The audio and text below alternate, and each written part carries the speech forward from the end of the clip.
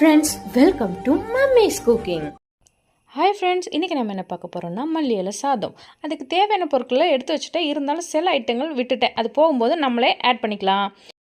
Pan வச்சுட்டு அதில் oil ஊற்றிருக்கு, நல்லா சூடானோடனே 4 பச்சை மிளகா நம்ம போட்டுக்கலாம். காஞ்ச மிளகானாலும் போட்டுக்கோங்க, ஒன்றும் பிரச்சனை இல்லை. அதுக்கப்புறம் அதில் நம்ம ஒரு சின்னோண்டு பீஸு புளியை போட்டுக்கலாம். ஏன்னா அந்த துவர்ப்பு தெரியாமல் இருக்கிறதா நம்ம இந்த புளியை போடுறோம். அப்புறம் அதே மாதிரி சின்ன பீஸு நம்ம ஒரு காயம் போட்டுக்கலாம். நீங்கள் காயத்தூள் போட்டாலும் ஒன்றும் பிரச்சனை இல்லை, அது போட்டுக்கலாம். அது கூட நம்ம கழுவி வச்ச மல்லி இலையும் போட்டுக்கலாம். ஏன்னா வதக்கி போடுறதா டேஸ்ட்டு இன்னும் சூப்பராக கொடுக்கும், அதனால தான் நான் இதை வதக்குறேன். இதை நம்ம இன்னும் நல்லா வதக்கி விட்டுட்டு நம்ம அந்த பச்சை வாசம் போன உடனே நம்ம இதை ஜாரில் போட்டு அரைச்சி எடுத்துக்கலாம். அவ்வளோதான், டக்குன்னு அரைச்சி எடுத்துகிட்டு வந்தாச்சு. இதை எப்படி செய்யலான்னு பார்க்கலாமா?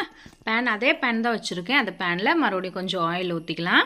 அதில் நம்ம 4 கிராம்பு போட்டுக்கலாம். எனக்கு ரொம்ப பிடிக்கும் கிராம்பு, அந்த ஃப்ளேவர் எனக்கு ரொம்ப பிடிக்கும், அதனால தான் அதில் ஆட் பண்ணியிருக்கேன்.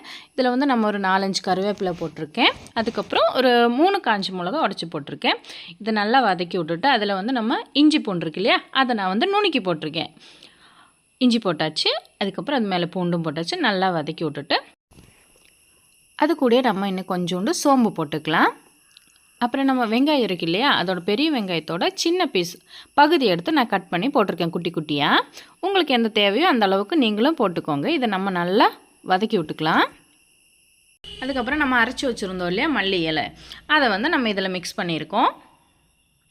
அந்த ஜாரை கழுவி கொஞ்சோண்டு தண்ணி அதில் ஆட் பண்ணி வச்சுட்டு தேவையான அளவுக்கு மஞ்சத்தூள் போட்டுக்கலாம். சிலவங்க போடுவாங்க, சிலவங்க போட மாட்டாங்க. அதுக்கப்புறம் அதுக்கு தேவையான அளவுக்கு உப்பு போட்டிருக்கோம்.